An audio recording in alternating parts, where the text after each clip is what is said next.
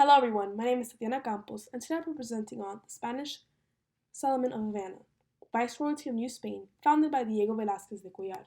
Spain's colonial period spanned from 1492 to 1810.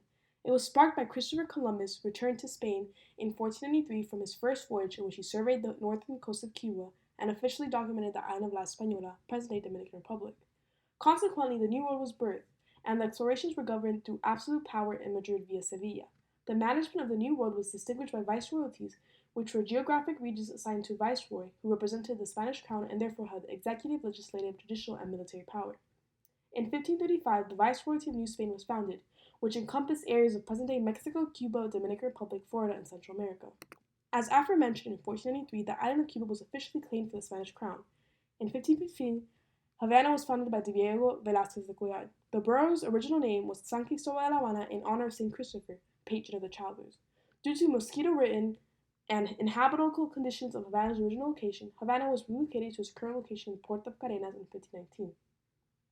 By 1634, Havana, a natural deep-water port, had attracted numerous settlers, so a royal decree recognized Havana as the key to the New World and rampart of the West Indies. By the late 17th century, Havana had developed into an important New World port, so it commonly fell victim to attacks and blockades. In 1762, British forces led by Admiral George Peacock and Lord Albemarle captured Havana and held it for 6 months until it was returned to Spain in the Treaty of Tordesillas a year later.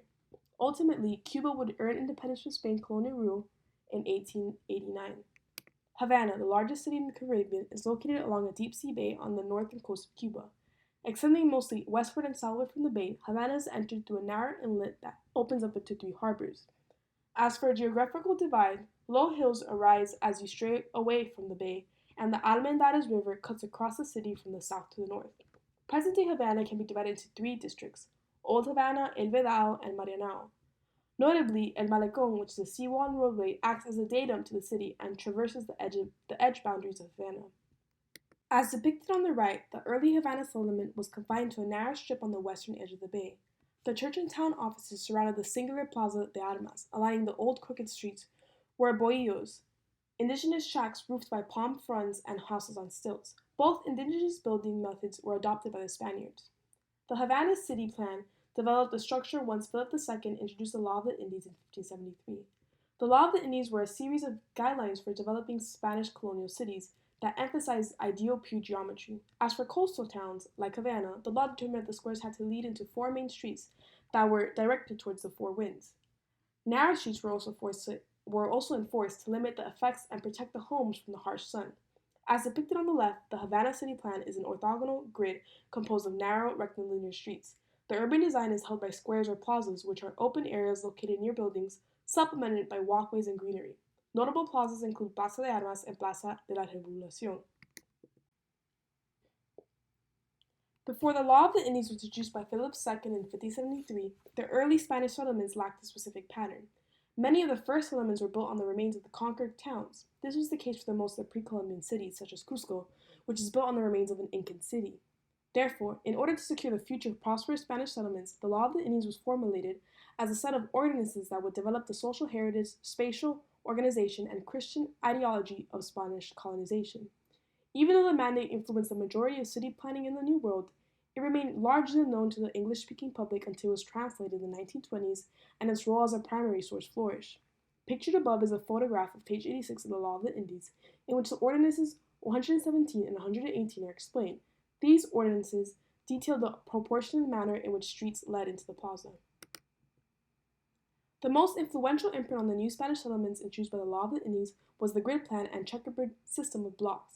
The grid plan was determined as the most functional layout because it allowed for a completely new city to be built, unity on the basis of preconceived specifications, centralized powers, and the measured distribution of property. Even though the grid plan as a city layout became a mold for settlements in the New World, it was evident that it had largely dependency on Roman city planning.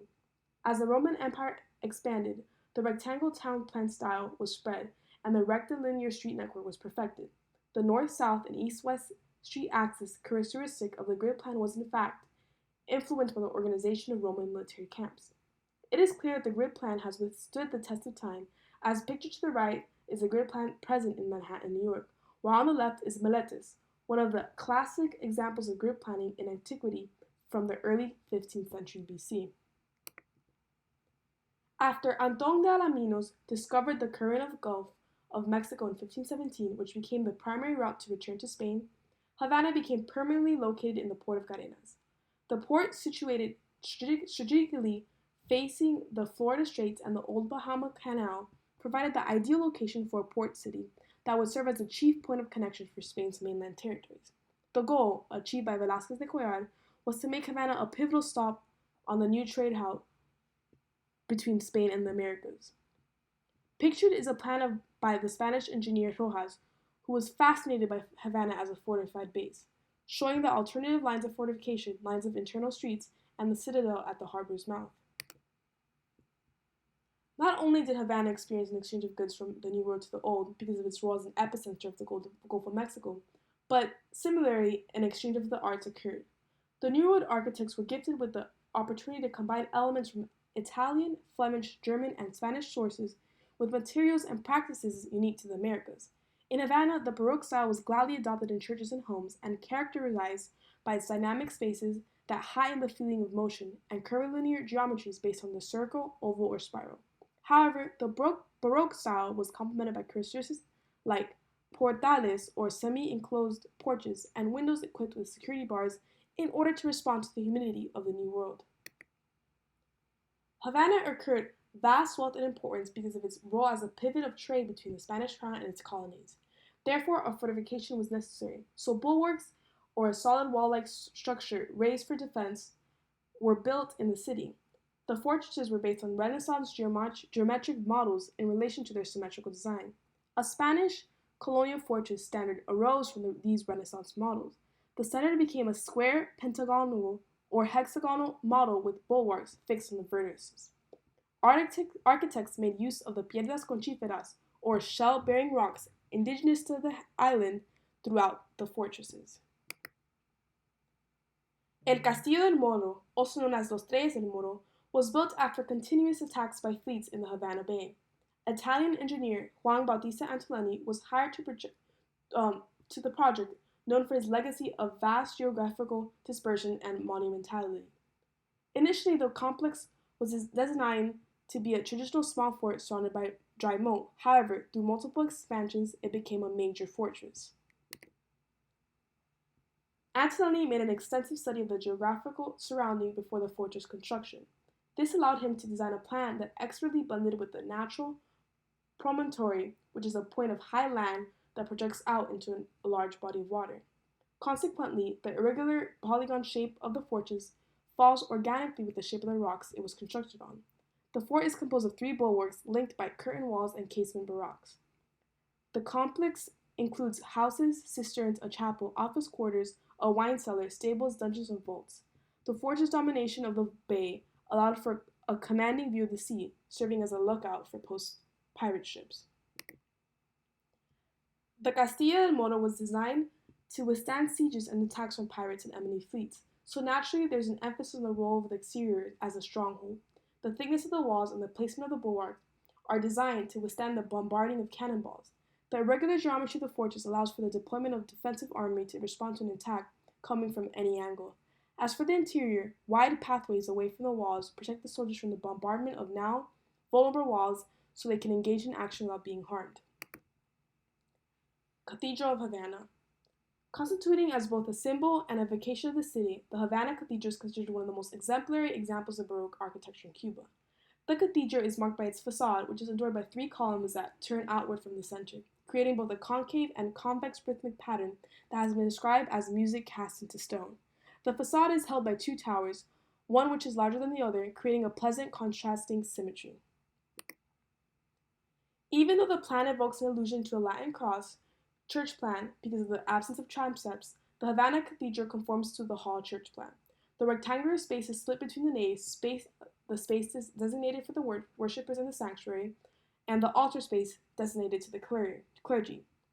The cathedral is a harmonious compilation of 3 sections stacked in pyramidal form. The lower level is pierced by 3 portals, which are ornate openings in a wall of a building gate or fortification. The two falling levels are separated by a swirling cornice, which is an ornamental molding around the wall of a room just below the ceiling. The purpose of the cathedral space is to worship, so the plan is ecclesiastical in nature. Subsequent to the nave, a dome covers the sanctuary in order to symbolize an encroaching celestial heaven. The apse, which is the polygonal space traditionally placed at the end of the nave, assures that the sanctuary is a visual focal point for worshippers entering the church. Palacio de los Capitanes Generales. Another exemplary example of Havana's adoption of Baroque architecture is the Palacio de los Capitanes Generales, or the Governor's Palace. The palace was built on the previous site of a parish church. The palace, which encompasses an entire block, served as the headquarters for colonial Spain and housed 65 Capitanes Generales until Cuba gained independence from Spain. The architect Antonio Fernández de Trevejo deemed El Palacio de los Capitanes Generales as to be commensurate with the numerous population and the magnificent edifices being built by private citizens. Encompassing an entire block, El Palacio de los Capitanes Generales is orthogonal in plan and centered around a courtyard. The thick-walled square building is simple in plan, and its fixed horizontality allows for its exchange grace for majesty.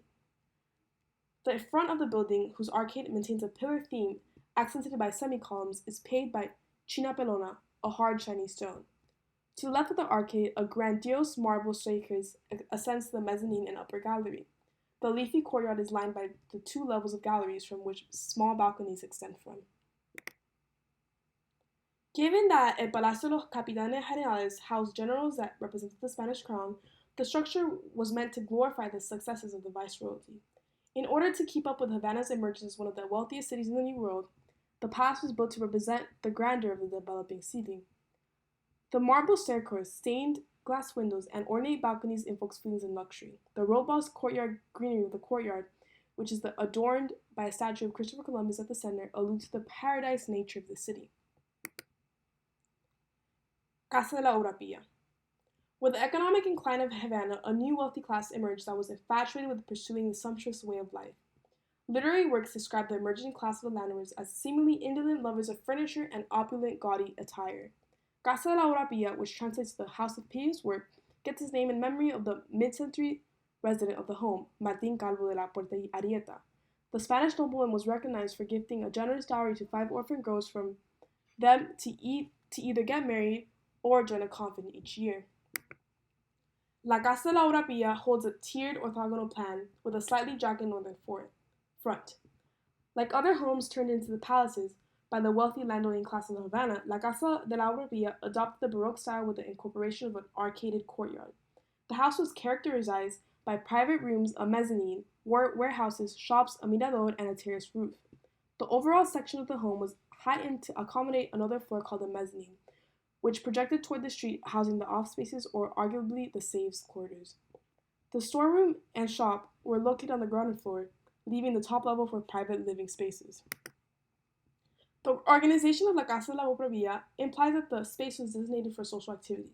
The wide spatial layout of the ground floor upholds the ample galleries and luxurious saloons used for social gatherings, such as galas for young noble women to make their debut in society. The location of the doorway in the middle of the facade, as opposed to the earlier side entrances, guided the visual focal point of the guests into the lush green courtyard. The central square, which was faced with arcades and columns, doubled as a grand carriage entrance for guests. Evidently, second in importance were the private spaces of the home, which are symbolically cut off from the lower levels by a lattice gate. Here are some key architectural terms that are relevant to my presentation. And here's my bibliography. Thank you very much.